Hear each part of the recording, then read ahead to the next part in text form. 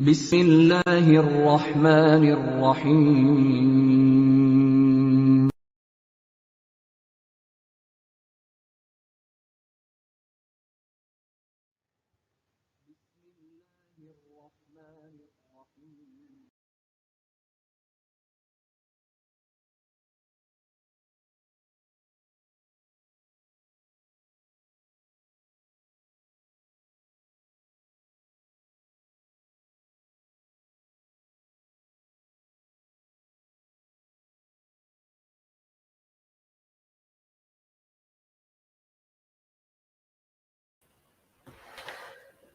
Assalamu alaikum.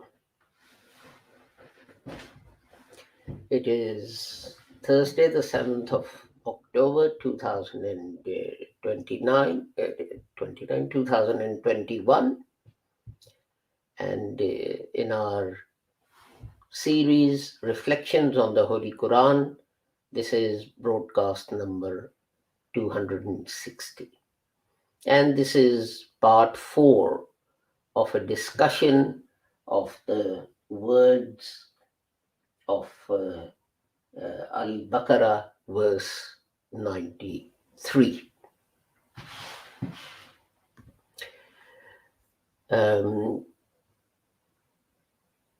We apologize that we couldn't broadcast yesterday, and also we had to change the time of the broadcast for today. Otherwise, we would have been unable to broadcast today as well. Just to remind you that these broadcasts are brought to you by Ahmadiyya Anjuman Ishat Islam, also called the Lahore Ahmadiyya Movement or the Lahore Ahmadiyya Community, and so on. It was founded by Hazrat Mirza Ghulam Ahmad. And he taught that although people say that another prophet can come after the Holy Prophet Muhammad, the Holy Quran says that the Holy Prophet was Khatamun Nabiyyin. And the Holy Prophet explained that by saying, La Nabi Abadi, there is no prophet after me.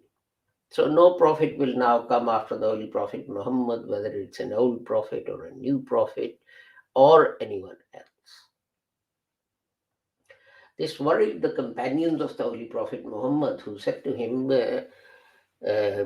O Prophet of Allah, the nations, the ummahs of the previous prophets went astray a short time after the death of their prophet. So what will happen to this ummah? The Holy Prophet explained that God will send reformers who will reform the incorrect ideas and practices, etc., which become prevalent amongst the Muslims. And these people we call Mujaddideen. This will, of course, lead to differences of opinion and so on, but that doesn't mean to say that, as people are fond of doing, you call each other kafirs and heretics and outside the fold of Islam and so on. Because Hazrat Mirza Ghulam Ahmad referred to the hadith of the Holy Prophet, where the Holy Prophet Muhammad sallallahu alaihi wasallam said that if one reciter of the kalima says to another reciter of the kalima that you are a heretic, you are a kafir, then it is the person saying it who is the heretic. So strict was the Holy Prophet Muhammad that recitation of kalima is sufficient for someone to be regarded as a Muslim. Then Hazrat Mirza Ghulam Ahmad also said that people believe that some verses of the Holy Quran, some prophetic revelation that God sent to the Holy Prophet Muhammad is not a part of the Holy Quran, such as Ayah Rajam or Surah Vilayat. But Hazrat Mirza Ghulam Ahmad said this is untrue. All the prophetic revelation is with us in the Holy Quran. There is nothing missing from it. And he also said that people say that some verses of the Holy Quran are abrogated. No verse of the Holy Quran was, is, or ever shall be abrogated, because the Quran is a complete book and it is a perfect book, and God has said that I have revealed it and I will guard it. So it's perfect. And he also said that Muslims, every individual Muslim must conduct jihad. But jihad as taught by the Holy Prophet Muhammad. When returning from a battle, the Holy Prophet said that we are returning from the minor jihad to the major jihad, and then went on to explain that the major jihad is jihad bin nafs. Struggle with your own desires of envy and greed and jealousy and all this kind of thing. This is the real jihad. This is the greater jihad, in the words of the Holy Prophet Muhammad. This is not me or anyone saying it. This is the Holy Prophet Muhammad saying it. So let us turn to the chapter or the verse that we are going to look at today.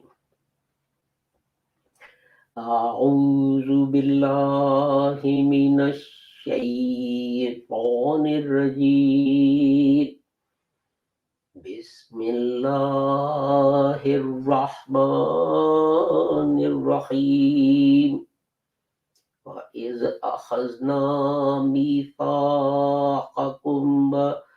ورفعنا فوقكم الطور خذوا ما آتيناكم بقوة واسمعوا قالوا سمعنا وعصينا فأشربوا في قلوبهم العجل بكفرهم قل بئس ما يأمركم به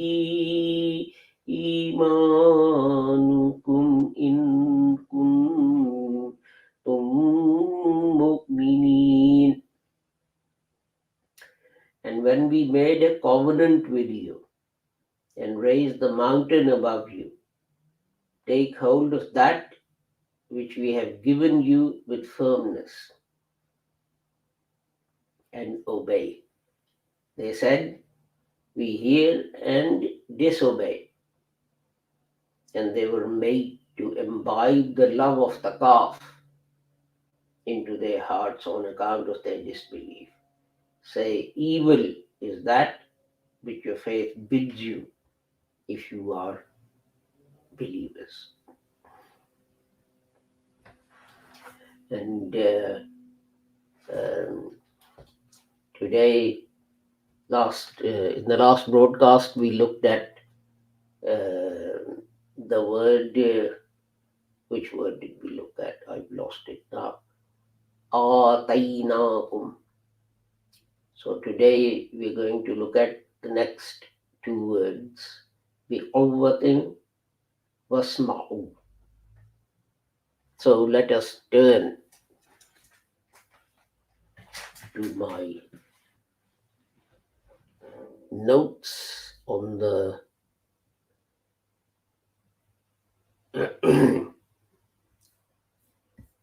computer and see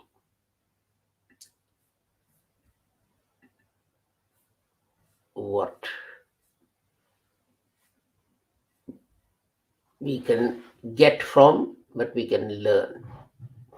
The first word, biquwwatin, its root is qaf wa ya.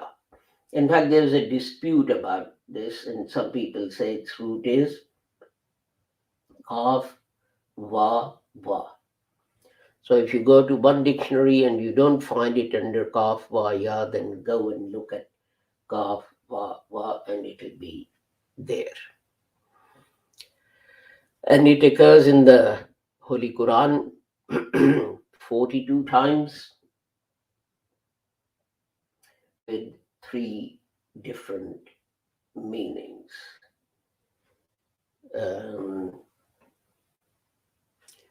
And it occurs 30 times as a noun, quwwat,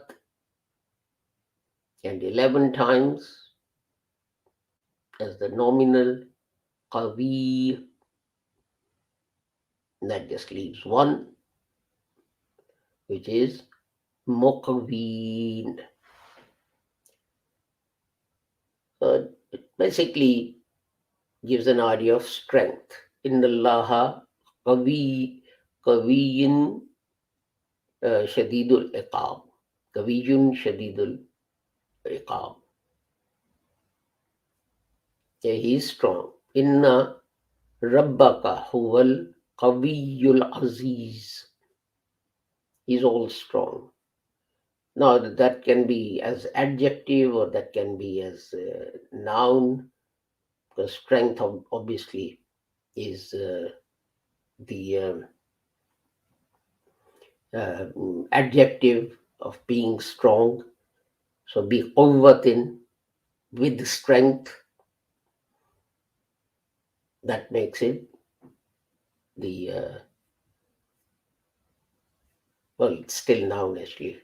I'm wrong here. Adjective is inna Allaha qawiyyun aziz, all strong. So here it's the adjective. So let us see what it means.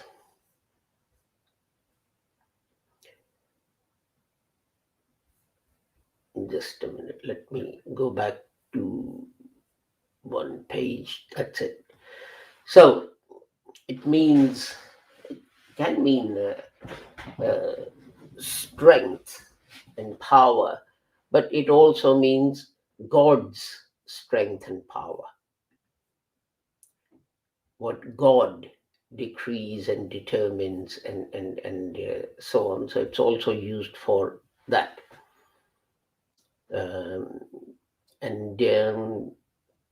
For example, خُذُوا مَا آتَيْنَاكُمْ بِقُوَّةٍ. Chapter 2, verse 63. I've given you the book, so hold on to it firmly. So this is not literal. It doesn't mean that you got the Quran and you got to hang on to it like this as hard as you can. It means that you are steadfast in applying its commandments. There'll be difficulties. You're living in the West and it's Friday prayers and you are working. So what are you going to do? And so that's for you to decide. And then there's the inherent ability of something.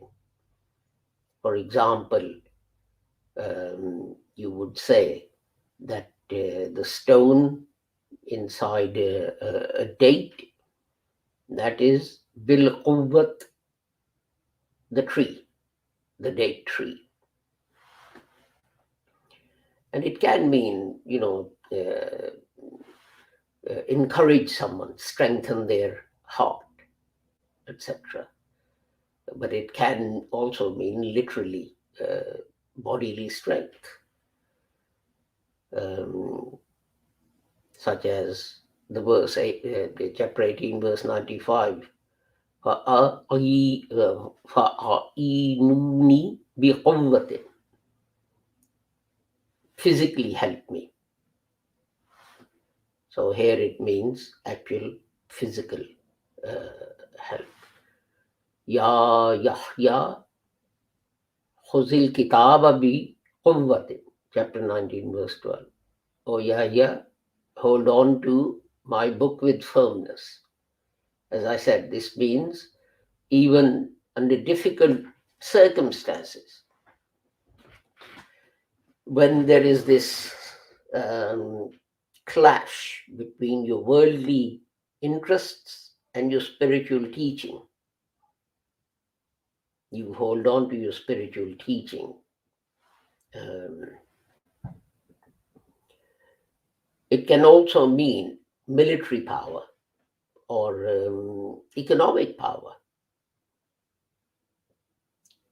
such as in chapter 27, verse 33, Nahnu ulul qawwatin wa ulul ba'si shadid.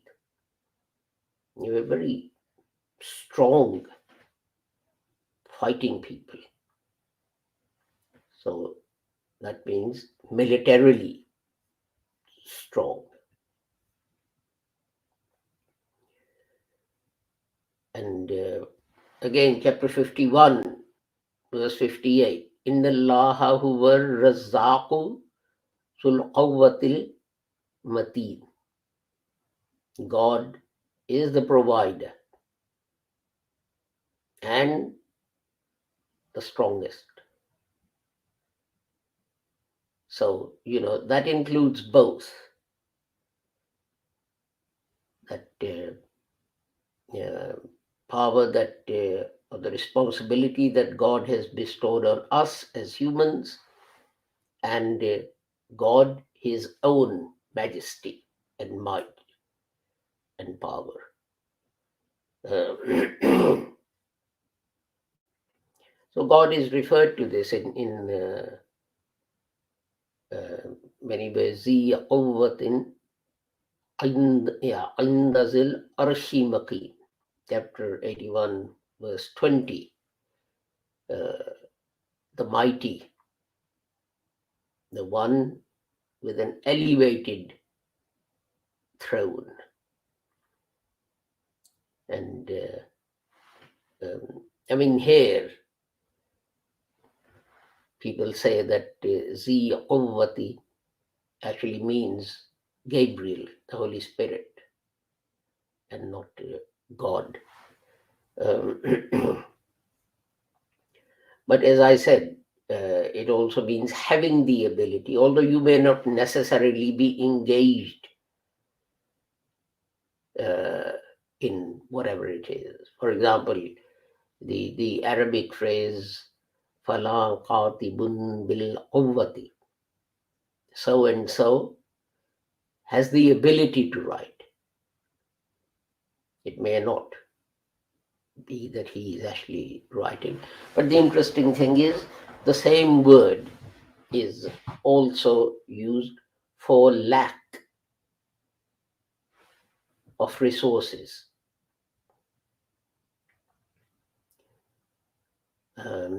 For example, a desert would be called Qiwaun, and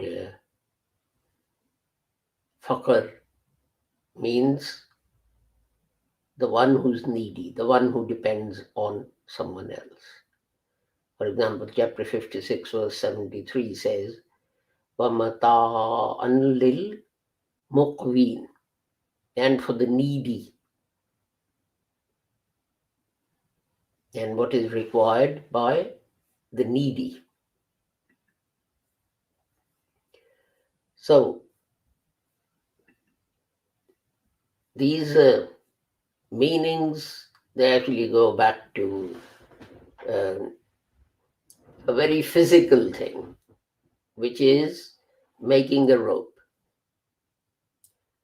And then you take a thread or something, and to strengthen it and make it into a rope, you put knots in it.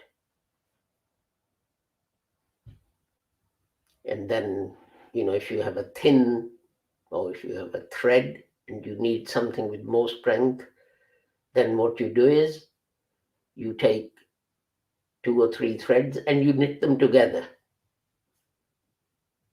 In the same way as people, sometimes do hair, girls' hair. It is the opposite of weakness. But what happens when you knit these threads together? They become stronger. So this is the basic meaning, but it's all basic meaning. Another basic meaning is also lack of resources, etc. And that is why, as I said, a desert is given the same name. When an egg hatches, then what is left behind, that is called al-qawiyad. There's nothing left in that. The chicklet is out of the shell, and what's left behind is given that name. So let's now move to the next word, which is wasma'u. And that consists of 3 segments. Wa is conjunction, what I call connecting words. Then at the end, the wa and the hamza, they are the pronoun. And in the middle is the verb, sama. And you can see this is how roots are worked out. The complete word is wasma'u. So we take off the conjunction, the connecting word, wa at the beginning, and we take off the wa and the hamza at the end, which is the pronoun, and we are left with 90% of the time we are left with the root, which is Sin, Mim, Ghain. And it occurs in the Holy Quran 185 times with 10 different meanings, and 78 times the form is Sami'a. 78 times, yes, that's right. And then 47 times the form is Sami'a. And 22 times it's the noun Samma. And 16 times it's the verb Istama'a. And 13 times the verb Asma'a. And 13, what else is there? Well, the rest are once or twice. Yasamma'u.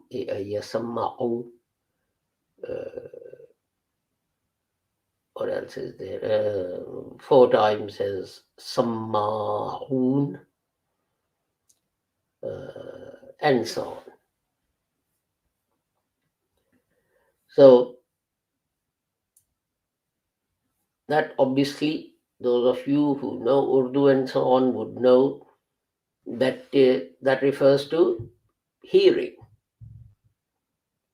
But interestingly, the same word is used for ears, for an ear. For example, in chapter 2, verse 7, we have Khatamallahu ala qulubihim wa ala sam'ihim.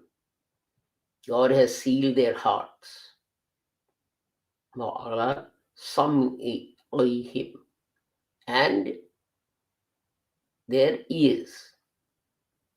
So here the word is being used for the physical ear, not the ability to hear, but the instrument with which we hear. So, but then in chapter 50, verse 37, it says, أَوْ أَلْقَى السَّمْعَ وَهُوَ شَهِيدٌ, who listens with his heart. Now, how can you listen with your heart? That means you're paying attention. You are attentive.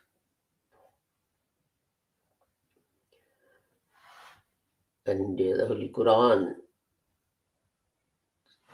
says, وَإِذَا تُتْلَى عَلَيْهِمْ آيَاتُنَا قَالُوا قَدْ سَمِعْنَا لَوْ نَشَاءُ لَقُلْنَا. Chapter 8, verse 31.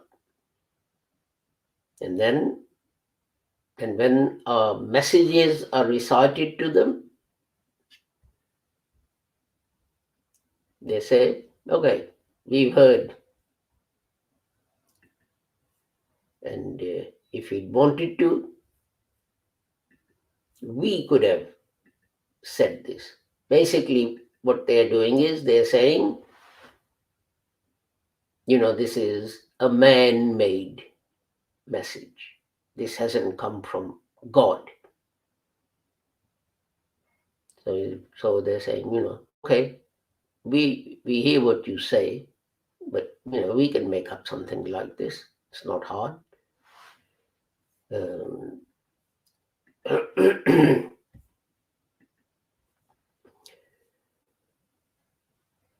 And we also have Sami'na wa ata'na, chapter 2, verse 2 and 5. We hear and we obey. This is the believers. That they don't need an argument. That you don't need to be told why they should do this. We hear and we obey. It's enough that we're told that this is God's command. And there's also the opposite, a warning. La takunu kallazina qalu sami'na wa hum la yasma'un. Chapter 8, verse 21. Don't become like those people who pretend, who say, we've heard, but God's message, about God's commandment, they say, yeah, we've heard. Don't worry about it. In modern parlance, chill. Chill, man, chill. But they say that, but in reality, in fact, they haven't listened. It can also mean we understand. This phrase, Sami'na wa hum la yasma'un, it can also mean we understand. We know what you're saying. It's fine. But they don't really understand. Or it can also be that it means that we've listened, we've heard, we've understood, but they don't act in accordance with it. They don't show that they've heard, and so on. So, the Holy Quran says, chapter 8, verse 23, وَلَوْ عَلِمَ اللَّهُ فِيهِمْ خَيْرًا لَأَسْمَعَهُمْ وَلَوْ أَسْمَعَهُمْ لَتَوَلَّوْا. If God had seen in them some good, then God would have given them the ability to hear. But if without that inherent goodness in their souls, if God had given them this ability, then they would have run away. So here actually it also means that it's a kind of a bad prayer that you lose the ability to hear. And people use of Medina particularly used to say that to Holy Prophet, Asma'ak Allahu, may God make you deaf. And they had this habit of saying words with double meanings. So if they were taken to task, they would say, oh, no, you misheard, you misunderstood. It was supposed to be a prayer.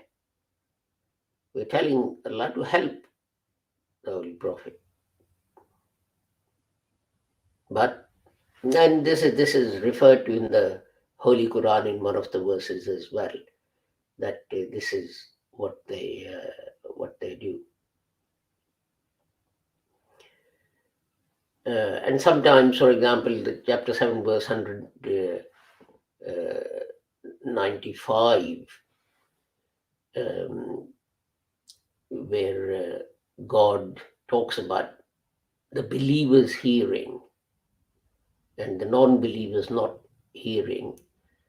And what that means is actually reflecting on the Holy Quran, which is what we are trying to do,